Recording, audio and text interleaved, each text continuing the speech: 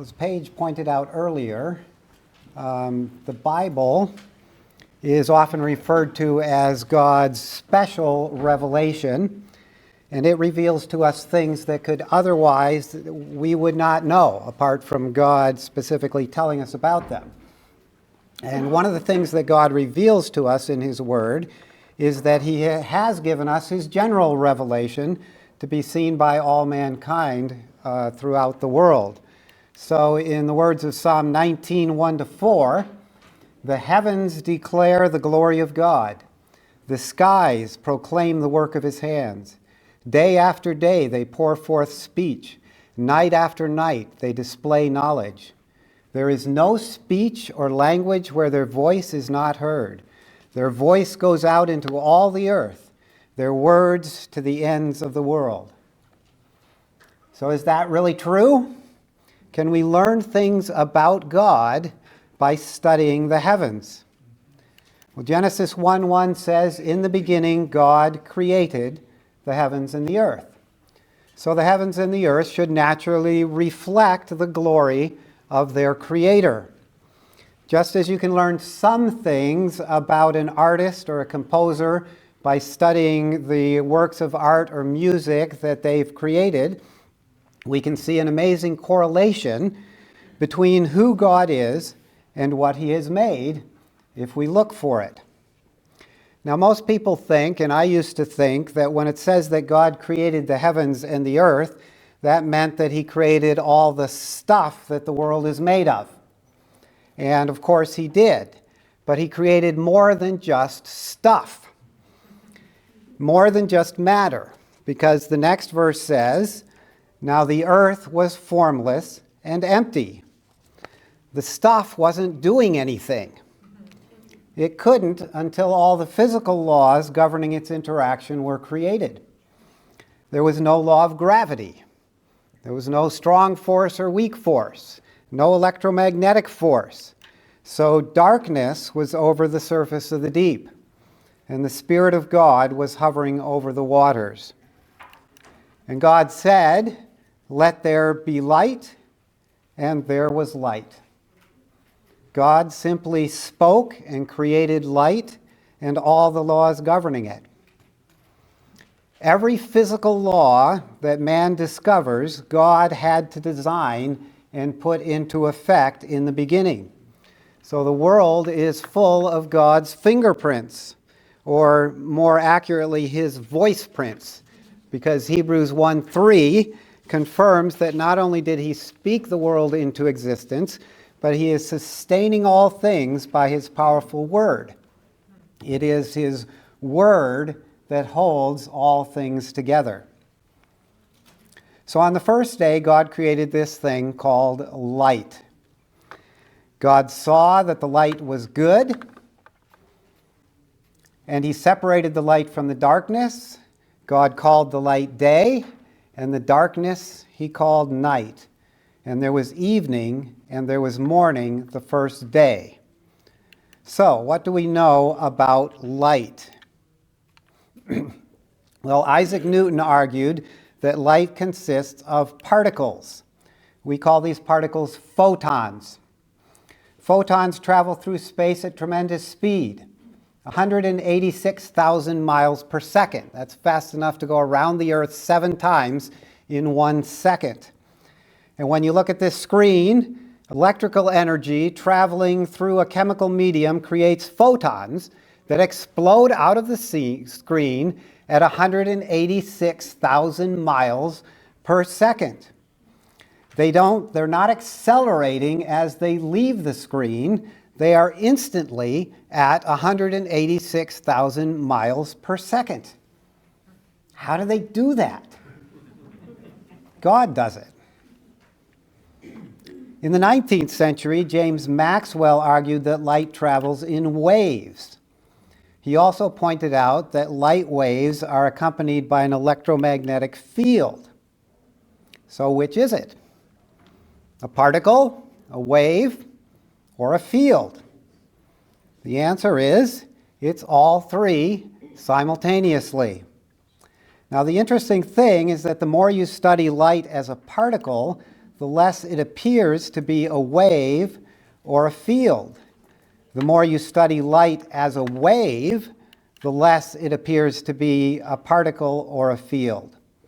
And the more you study it as a field, the less it appears to be a particle or a wave. Furthermore, if you remove the particle, the wave and the field cease to exist. If you remove the wave, the field and the particle cease to exist. And if you remove the field, the particle and the wave cease to exist. All three exist simultaneously. None of them exist independently. And yet each one embodies the totality of all that light is. Isn't it fascinating that the very first thing God created is a Trinity? He was reflecting right from the beginning, reflecting his own nature in his creation. Well, there's a lot more that could be said about light, but we have to move on. Genesis 1, 6-8. And God said, "Let there be an expanse between the waters to separate water from water." So God made the expanse and separated the water under the expanse from the water above it, and it was so. God called the expanse sky, and there was evening, and there was morning the second day. So this expanse could refer to our atmosphere, or it could refer to the whole of space itself. Psalm 104:2 says, "The Lord wraps himself in light as with a garment. He stretches out the heavens like a tent." And there are a number of other references to God stretching out the heavens, especially in Isaiah. So what does it mean to stretch out the heavens? Well, space and time are apparently not as fixed as they seem.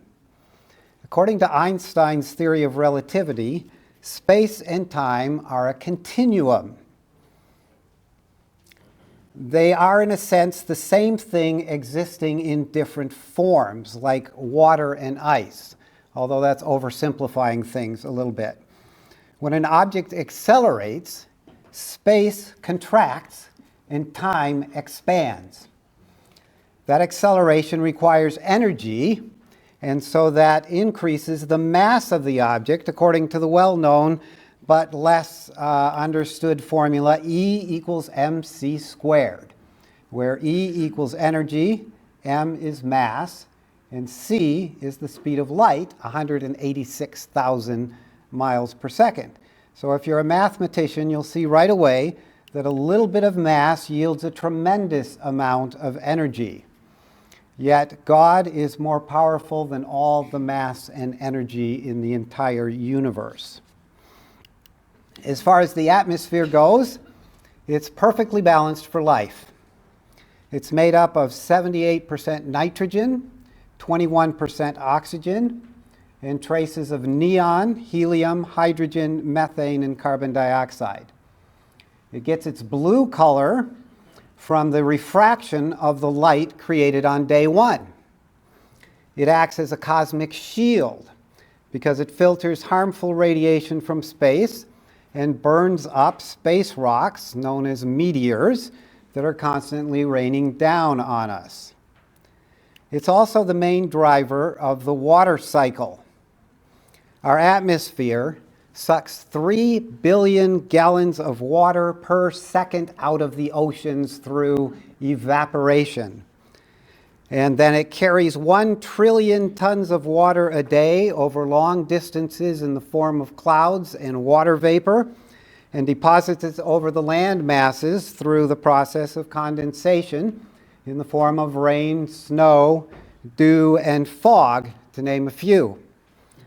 But where did the land masses come from? And God said, "Let the water under the sky be gathered to one place, and let dry ground appear." And it was so. God called the dry ground land, and the gathered waters he called seas. And God saw that it was good. Water is a very interesting and unique substance. It covers 7/10 of the Earth's surface. It comprises about 3/5 of your body weight at this very moment. Water is essential for life. That's why scientists are so eager to find water somewhere else in the universe. And we think there's a little bit of ice on Mars, but other than that, there doesn't seem to be much of this substance anywhere else. A water molecule is made out of 2 helium atoms and 1 oxygen atom. And as you know, hydrogen is extremely flammable. Hydrogen is what caused the fiery demise of the Hindenburg in 1937. And oxygen is an aid to combustion. But when we put the two together, we get water, which is one of the most common means of extinguishing fires. Do you think the Lord has a sense of humor? Water is pretty much an anomaly in the universe. It has more than a dozen unique characteristics. It's a universal solvent, so it washes toxins out of your body.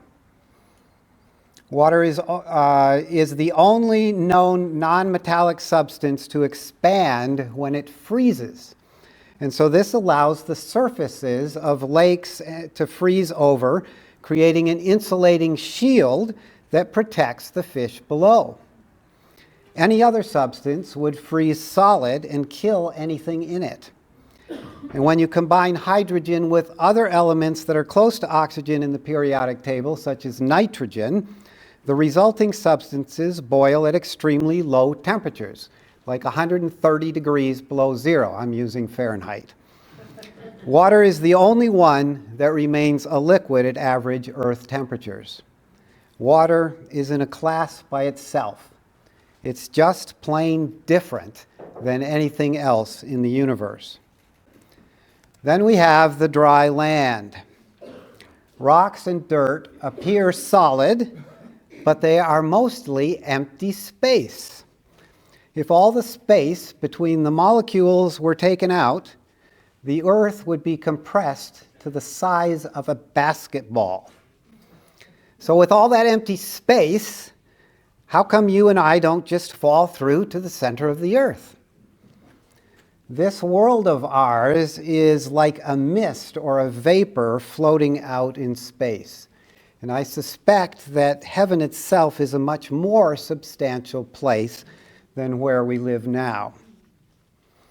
Now, rocks slowly absorb oxygen from the atmosphere, and that makes an oxygen-rich environment unexpected on the Earth or anywhere else in the universe. It shouldn't happen. There needs to be a replenishing mechanism to maintain adequate oxygen content for life. And so God said, let the land produce vegetation, seed-bearing plants and trees on the land that bear fruit with seed in it according to their various kinds. And it was so. The land produced vegetation, plants bearing seed according to their kinds, and trees bearing fruit with seed in it according to their kinds. And God saw that it was good. And there was evening, and there was morning the third day. So now we have vegetation, stuff that self-replicates. Photosynthesis in plants takes in carbon dioxide and releases oxygen into the atmosphere. And all life is based on carbon. And carbon, not surprisingly, is unique among all elements in the number and variety of compounds it can form. More than 250,000 of them have been isolated and described. There seems to be no end to the number of carbon atoms that can be chained together into branches and rings and all sorts of unique structures. No other element comes close. The graphite in your pencil lead is made out of carbon.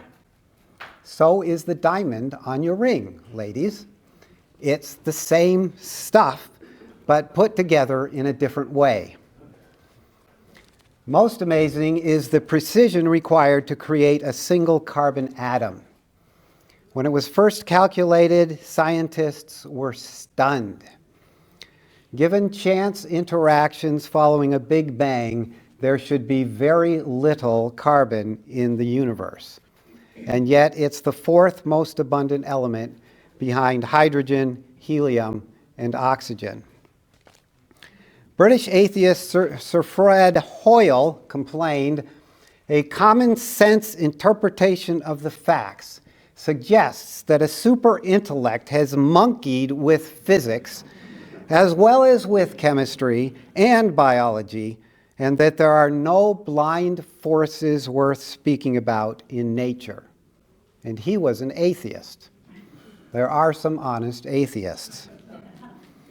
Remember when I said that God didn't just create stuff? I did something wrong here.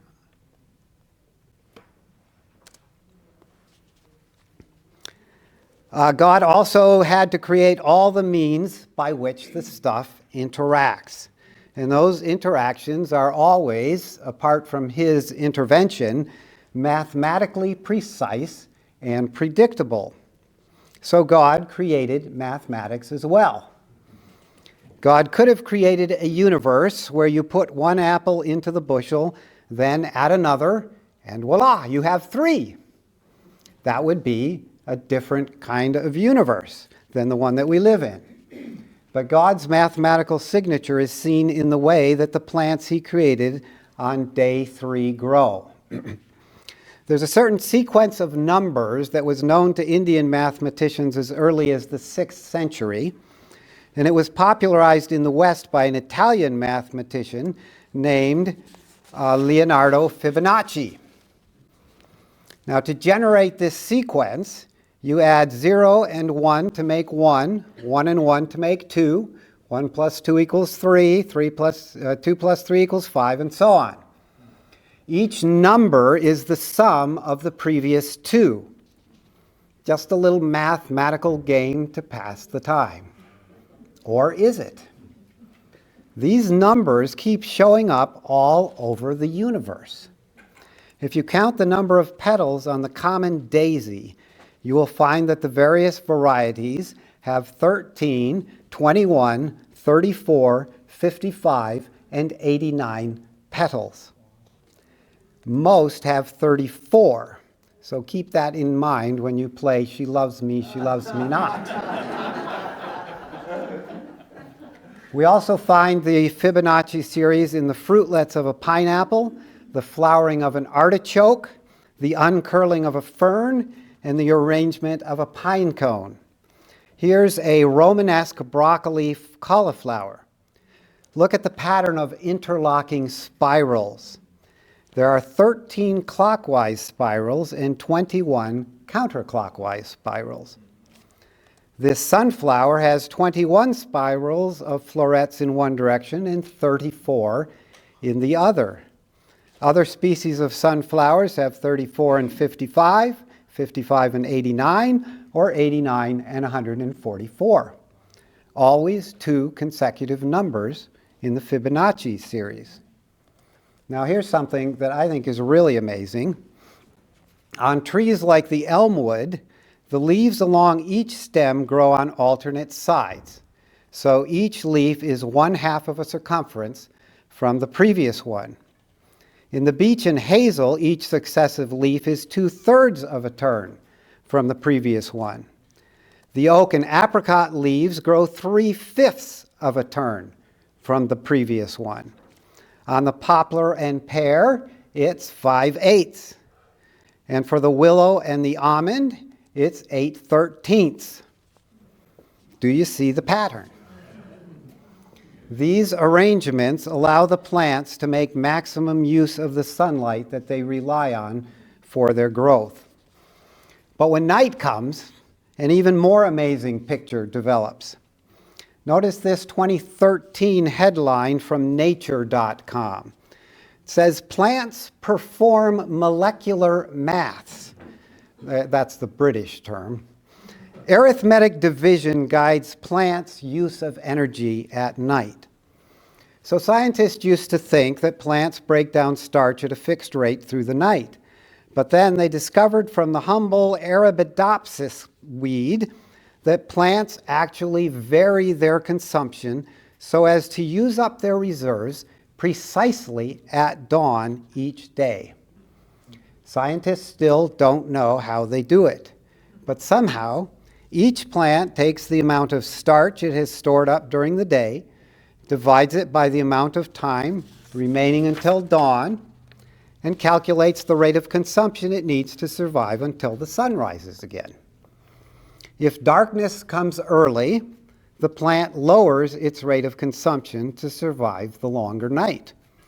If you interrupt the night with a period of light, like in a laboratory, the plant recalculates for the additional amount of starch it produced in the light and the decreased amount of time remaining until sunrise, and increases its rate of consumption accordingly. And don't even ask me how it calculates when the next sunrise is going to be. Good question. It's truly an amazing universe that we live in. Everywhere we turn our eyes, creation reveals the wisdom and power of God. And I suspect that God even had fun in the process. And that's only the first 3 days.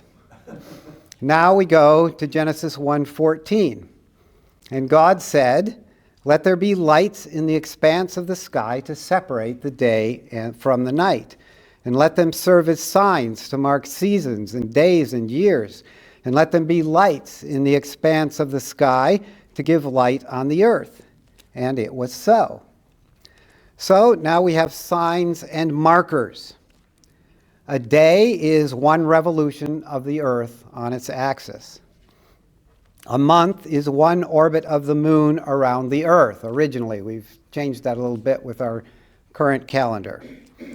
A year is one orbit of the earth around the sun.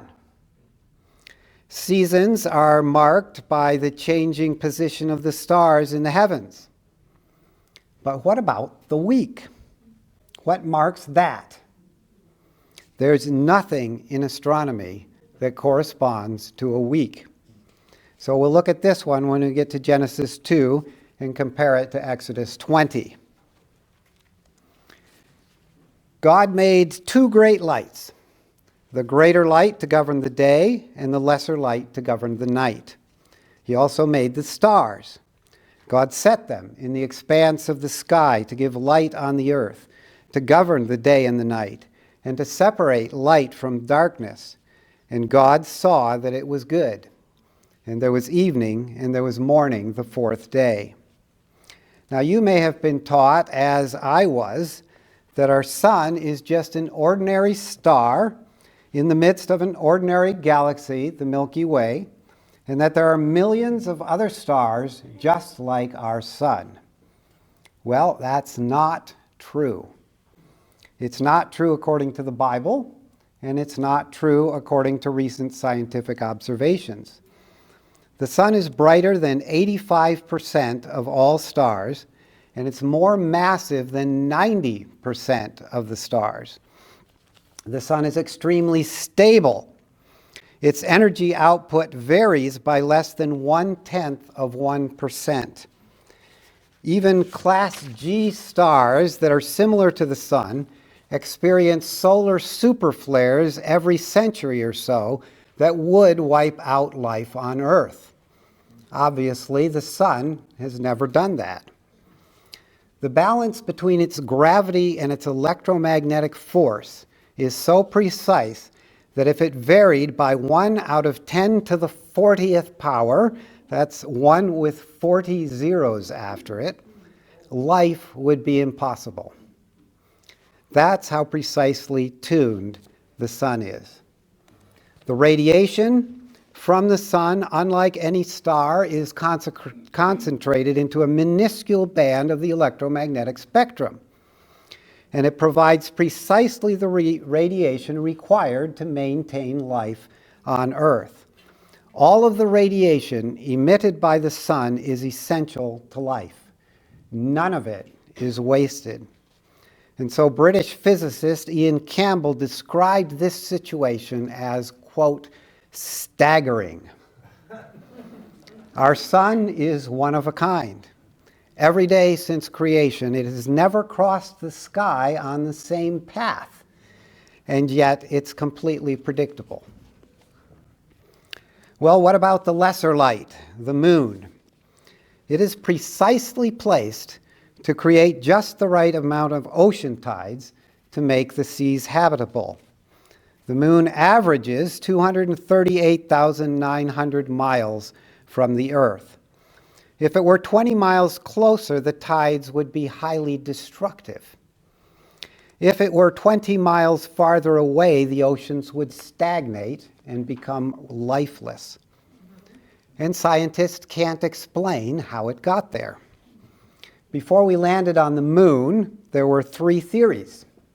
Scientists were excited to find out which one was right. When we got back from the moon, all 3 were invalidated.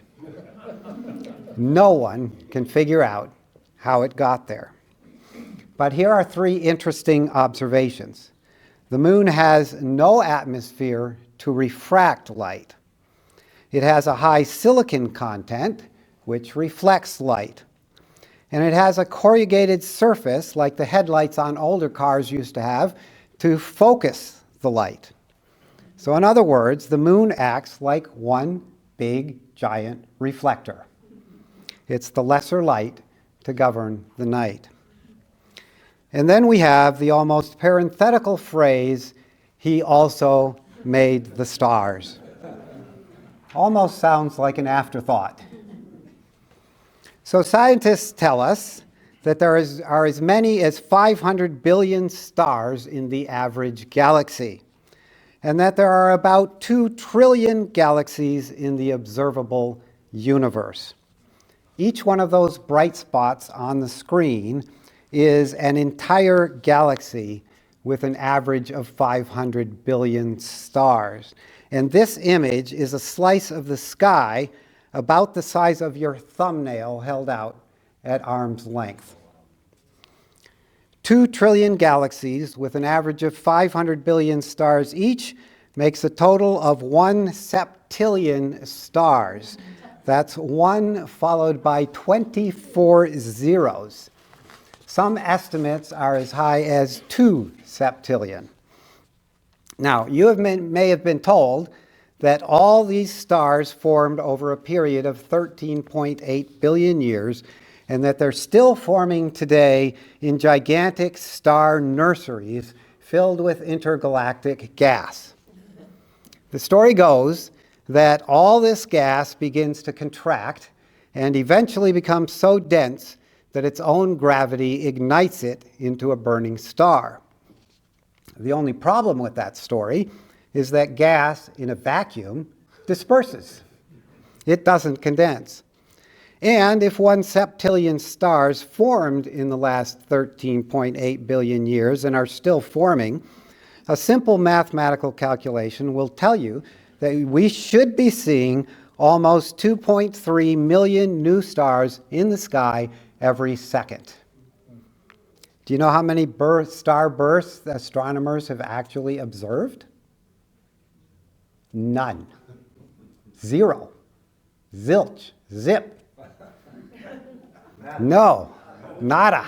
Thank you. Let me put that in here. God also made the stars. Yeah, he did that too.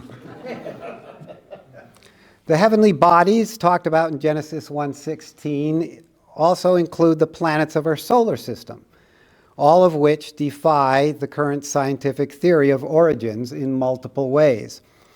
For instance, none of the planets in our solar system are in the right place, according to secular theories. There's a guy named Spike Psaris, who was an engineer for NASA, assigned to study the solar system. He was an atheist and an evolutionist, but he soon realized that nothing in the solar system fit the theories he had been taught. He's now a Christian and a creationist, and he's put out a series of DVDs on what you aren't being told about astronomy. I highly recommend these if you've got kids or grandkids in the public schools. The more we've learned about the solar system, the younger it appears to be.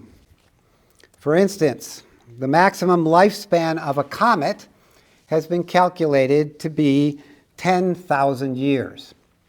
If the solar system is older than that, comets should no longer exist. They should have all died out long ago. Well, some scientists have a way to get around that, but it involves a make-believe Oort cloud for which there is absolutely no scientific evidence whatsoever. John Eddy, an astronomer who spent a lifetime studying the sun and its relationship to Earth, said, "I suspect that the sun is 4.5 billion years old. However, given some new and unexpected results to the contrary, and some time for some frantic recalculation and theoretical readjustment, I suspect that we could live with Bishop Ussher's value for the age of the Earth and sun. I don't think we have much in the way of observational evidence in astronomy to conflict with that." So if any of you are not familiar with John Ussher, he used the chronology of the Bible to estimate that creation occurred in 4004 BC, just over 6,000 years ago. So 4.5 billion years versus 6,000 years. What makes the difference? It's not in the observations. It's in the interpretation of the observations and in the worldview of the interpreter. John Eddy says that the observations don't conflict with a 6,000-year-old solar system. So there's no need to attempt to import long ages into the text of Genesis 1 when it's not there. Professor James Barr, who was the Regius Professor of Hebrew at the University of Oxford, wrote in 1984, "Probably, so far as I know, there is no professor of Hebrew or Old Testament at any world-class university who does not believe that the writer or writers of Genesis 1 intended to convey to their readers the idea that creation took place in a series of 6 days, which were the same as the days of 24 hours we now experience.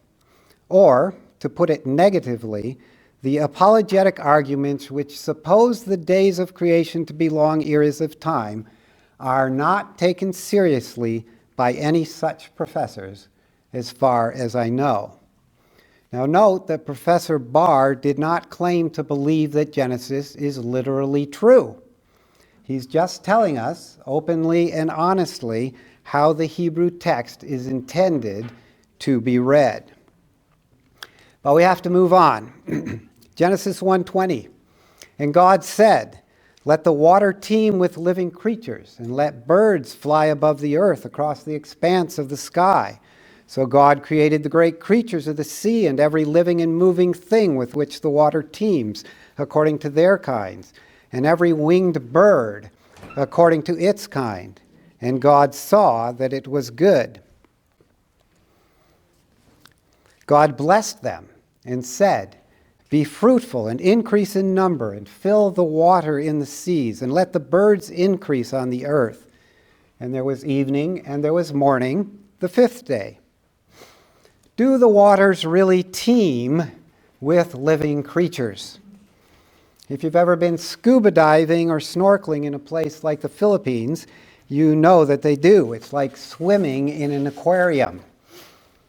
So these are living, moving creatures made up of billions of cells each. How does this happen? Remember our atheist friend, Sir Fred Hoyle, who complained that it looked like a super intellect had monkeyed with physics, chemistry, and biology? He calculated that the odds against amino acids appearing in the correct sequence to create a single living cell by chance are 1 out of 10 to the 40,000th power. That's a 1 followed by 40,000 zeros. And yes, there are 40,000 zeros on that screen. By contrast, the number of elementary particles in the entire universe is estimated to be only 10 to the 80th, and 1 out of 10 to the 50th is considered mathematically impossible. No wonder he complained about a super intellect being involved. And that's just one cell. What about this great creature of the sea? Where did it come from? God created it. And the birds of the air. How can air support something heavier than itself? How can a 400-ton airplane stay in the sky? Is air really strong enough to lift it? Well, there's a thing that God programmed into the universe that we call Bernoulli's principle. It says that a flowing fluid or gas exhibits reduced pressure. The Wright brothers didn't understand how it worked, but they noticed that a bird's wing is curved on the top, so they copied it for their airplane wing. That curve causes the speed of the air going over it to increase, which results in decreased pressure. So birds and airplanes are actually sucked up into the sky by the air flowing over the top of their wings. I can demonstrate this with a curved piece of paper. We have a curve here like a wing, and if I blow over the top of the paper rises. No stoma. My air is going over the top of the paper. And then God said, "Let the land produce living creatures according to their kinds, livestock, creatures that move along the ground, and wild animals, each according to its kind." And it was so. God made the wild animals according to their kinds, the livestock according to their kinds, and all the creatures that move along the ground according to their kinds. And God saw that it was good. Scientists have cataloged about 1.3 million species, most of them insects, by the way. And researchers are reporting an additional 15,000 every year.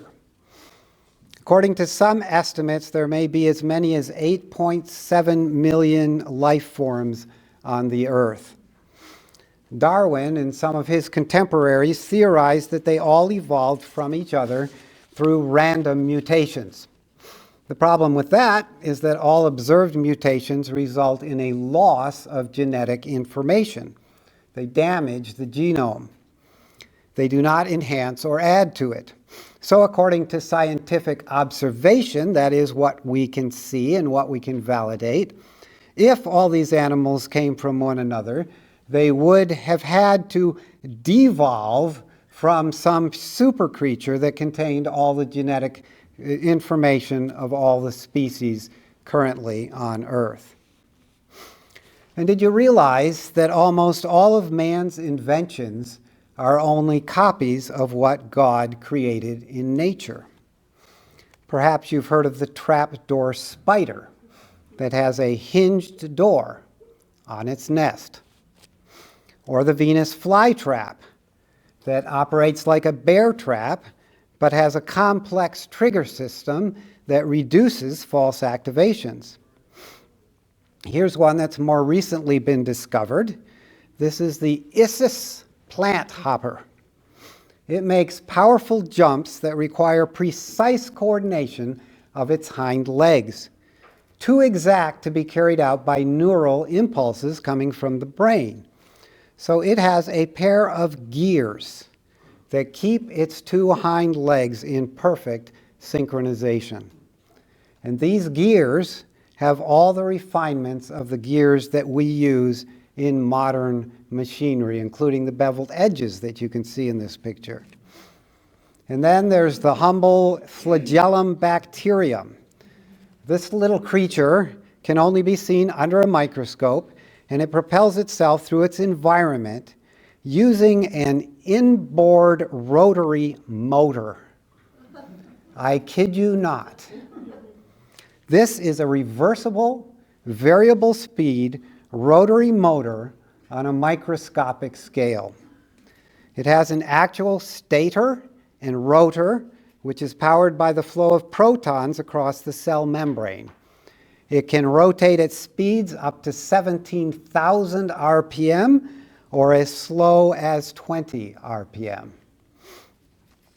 So if you read many scientific articles these days, they often talk about how observations of animal traits are inspiring new scientific breakthroughs. But God thought of it first. There is truly nothing new under the sun. But God's greatest achievement is still to come. Then God said, "Let us make man in our image, in our likeness, and let them rule over the fish of the sea and the birds of the air, over the livestock, over all the earth, and over all the creatures that move along the ground." So God created man in his own image. In the image of God he created him. Male and female he created them. God blessed them and said to them, "Be fruitful and increase in number. Fill the earth and subdue it. Rule over the fish of the sea and the birds of the air, and over every living creature that moves on the ground." The crowning masterpiece of God's creation is man and woman, you and me. And how is it that we are made in God's image if God is spirit? Well, he gives us clues. Let them rule over the fish of the sea and the birds of the air, over the livestock, over all the earth, and over all the creatures that move along the ground. He gives us dominion over his creation. Being in God's image allows us to have a meaningful relationship with him. So we read about God walking in the garden in the cool of the day. In chapter 2, God gives man responsibilities, such as caring for the garden and naming the animals. Adam has freedom to name the animals whatever he chooses, and to eat from any tree he chooses to eat from, except one. According to one view, man is made up of body, soul, and spirit, perhaps another reflection of the Trinity. And we know from our own observations that man has imagination and creative power to a limited extent. But I think one of the most significant things about man being made in God's image is that it made it possible for God to take on human form and to become fully man himself, part of his own creation, so that he could provide the ransom that he knew would be needed to redeem us from our sin. You and I can fellowship with God in a way that no other part of creation can. Your body is amazing in every way. Over the course of time, it keeps its same basic shape, even though the substance of it is constantly being renewed. You don't have any of the same atoms in your body that you had 10 years ago. They've all been changed, yet they each take up the exact right position. Your skin is entirely new every 2 weeks. Most of the dust in your house is dead cells from your body that you keep sloughing off, somewhere around 10 pounds per week. One person quipped that that's why your sofa is so heavy. The rest of your body is also constantly regenerating. The carbon atom that you breathe out today may eventually find its way into the liver of a kid in China.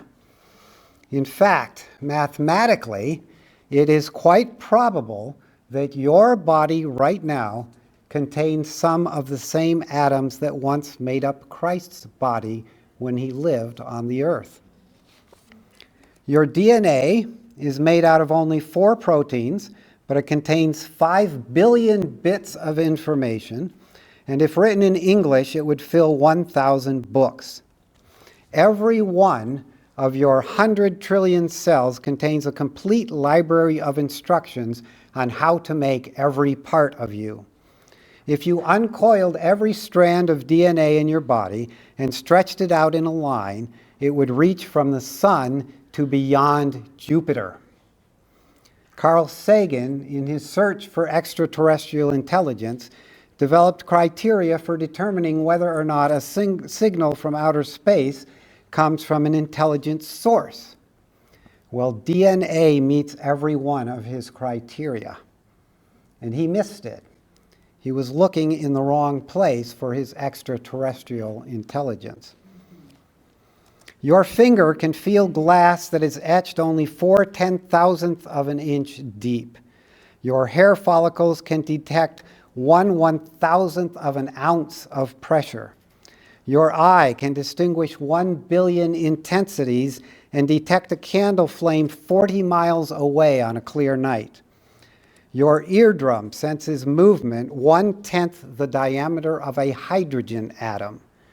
Your nose can distinguish 10,000 smells from the presence of just a few molecules.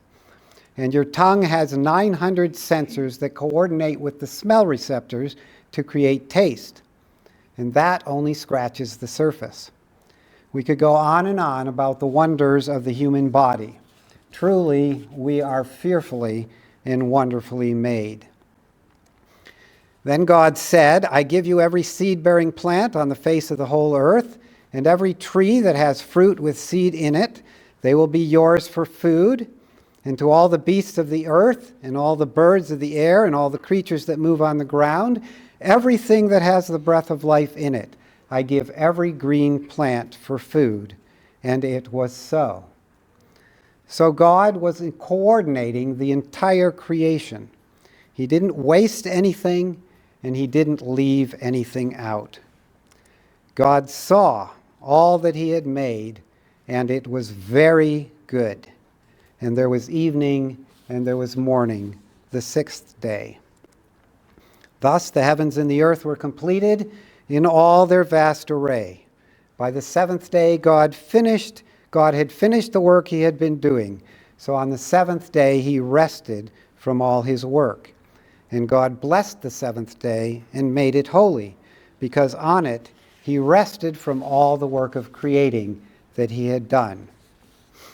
When God had finished creating the sun and the moon, the planets, and 1 or 2 septillion stars, all the plants and animals, both in the sea and on the land, and topped it all off by creating man in his own image, he sat back and enjoyed what he had made.